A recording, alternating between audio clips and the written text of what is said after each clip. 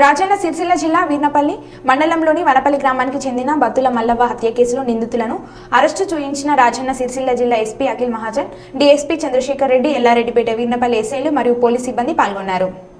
March మరియు 9th March morning వరకు ఒక లేడీ, ఆమె పేరు శివరాత్రి, ఆమె మర్డర్ చేయడం జరిగింది.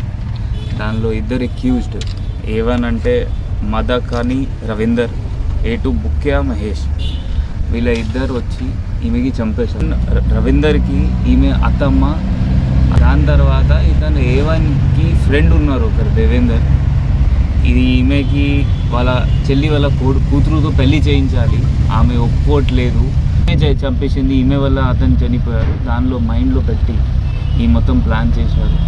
ఇంటి నుండి వచ్చినప్పుడు ఇతను అగ్రహారం లోకల్ 4th, 5th మార్చ్ టైంలో ఇతను బైక్ దొంగతనం చేస్తారు కరీంనగర్లో. దానికి ఇక్కడ కేసు రిజిస్టర్ చేయడం జరిగింది.